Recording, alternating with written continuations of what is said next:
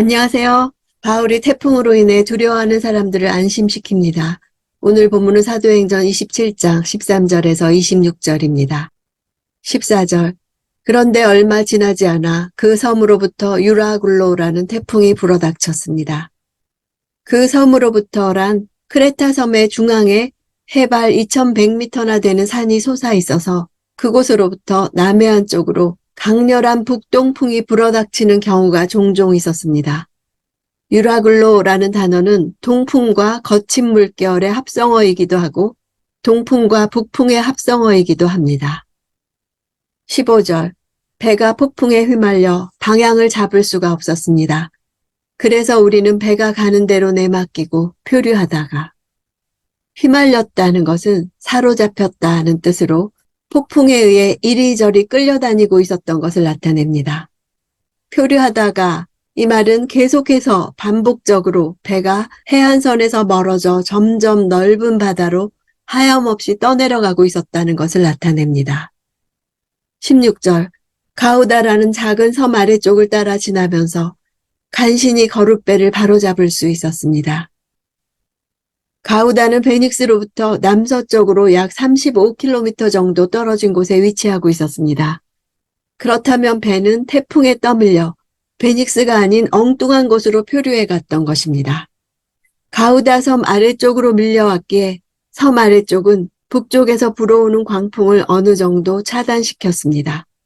거룻배는 구명정을 뜻합니다. 보통 배의 뒤편인 고물에 매달아 끌고 다니지만 태풍을 만날 경우 갑판 위로 끌어올려야 합니다. 표류하는 동안은 이 구명정을 끌어올릴 여유가 없었던 것입니다. 태풍으로 배가 정신없이 떠밀려 내려오는 동안에 이 구명정에는 물이 가득 찼을 것이고 그 때문에 배에 탄 이들은 간신히 이 거룻배를 갑판으로 끌어올릴 수 있었을 것입니다. 이것이 얼마나 힘겨운 작업이었는지 누가는 다시 간신히라는 표현을 사용하고 있습니다. 17절. 선원들은 그 배를 끌어올리고 밧줄을 내려보내 선체를 둘러맸습니다. 그대로 가다가는 배가 스르디스 해안의 모래 언덕에 처박힐까 두려워 그들은 닻을 내려 배가 표류하게 했습니다. 태풍은 돛대뿐 아니라 선체 자체까지도 파괴시키는 무서운 것이어서 선원들은 밧줄로 선체의 하부를 단단히 둘러 감았습니다. 스르디스는 물이 얕은 지점의 산지에 있는 모래 언덕을 가리킵니다. 알렉산드리아호는 태풍의 위협과 모래 언덕의 위협 등 최악의 상황에 직면하게 된 것입니다. 20절. 여러 날 동안 해와 별도 나타나지 않고 폭풍만 계속 불어닥치자 결국 우리는 구조될 모든 소망을 포기했습니다. 나침반이 없던 시절에 해와 별은 방향을 가늠하는 나침반 역할을 했습니다. 따라서 해와 별이 없는 상황에서의 항해라는 것은 모든 방향 감각을 상실하고 끝없이 표류해가는 것을 의미했습니다. 그들은 언제 어디서 암초를 만나거나 모래 수렁 속으로 빠져들지 모르는 최악의 상황에 빠졌던 것입니다. 21절. 사람들이 오랫동안 아무것도 먹지 못하고 있는 가운데 바울이 일어나 그들 앞에 서서 말했습니다. 여러분, 크레타 섬에서 항해하지 말라는 내 충고를 들었더라면 이런 타격과 손실은 입지 않았을 것입니다.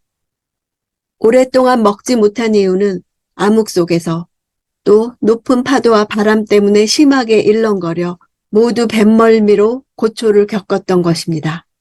바울이 지나간 과거의 일을 들추어내는 이유는 자신의 옳았던 판단을 확인시키고 이제 앞으로 자신이 하나님을 힘입어 판단하는 일에 그들이 협조해 주기를 바라서였습니다. 결과적으로 이후 바울의 견해는 그들로부터 존중받게 됩니다. 23, 24절. 어젯밤 내 하나님, 곧 내가 섬기는 하나님의 천사가 내 곁에 서서 바울아 두려워 마라.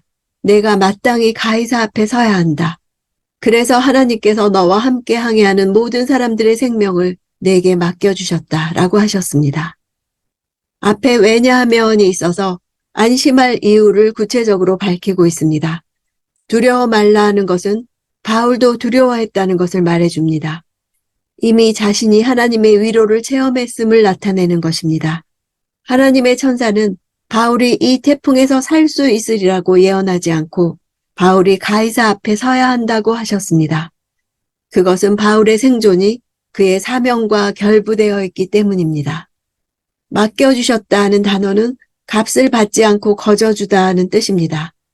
하나님이 바울과 함께 항해하는 사람들의 생명을 바울에게 선물로 주셨다는 뜻입니다. 배 안에 타고 있던 사람들은 하나님의 사명을 감당해야 할 바울로 인해 생명을 건짐받은 것입니다. 25절. 그러니 여러분 안심하십시오. 나는 하나님을 믿으니 내게 말씀하신 대로 이루어질 것입니다. 그러니라는 접속사로 하나님께서 바울에게 주신 그 계시가 안심의 근거가 된다는 점을 분명하게 밝혀줍니다. 하나님을 믿으니는 하나님의 신실함에 근거하여 하나님께서 하신 말씀이 그대로 이루어질 것을 계속해서 믿고 있음을 생생하게 보여줍니다. 절망 속으로 차츰차츰 가라앉고 있는 상황 가운데서 믿음의 사람 바울이 어떻게 영적 지도력을 세워가고 있는지를 볼 수 있습니다. 사회나 공동체가 혼란에 빠지고 무질서해질 때 그 상황보다 비참한 것은 돌파할 수 있는 지도력이 없는 현실입니다. 지도력의 부재, 지도력의 위기는 지금 우리 시대에도 너무도 위급한 문제입니다. 위기가 있는 곳이라면 그곳이 어디든 그리스도인들의 제사장적이고 왕적이고 선지자적인 지도력이 절실히 필요합니다. 바울은 광풍으로 다 죽어가는 사람들에게 하나님의 구원을 증거했습니다. 생명조차 포기할 수밖에 없게 된 상황 가운데서 바울은 생명의 구원이 하늘로부터 주어짐을 말해주고 있습니다. 영적 지도력은 순풍에 돛단 듯 순항할 때는 잘 드러나지 않지만 위기의 때에 빛을 발합니다.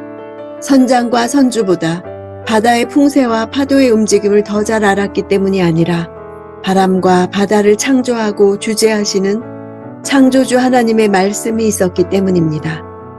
이것이 바로 영적 지도력을 가능하게 했습니다. 하나님의 말씀에 내 인생을 내어 맡기지 않으면서 믿는다고 하는 것은 거짓말입니다. 흑암과 혼란이 깊을수록 믿음의 사람들의 영적 지도력이 더욱 요구되는 때에 오늘 하는 큐티로 그런 능력을 쌓아가는 것입니다.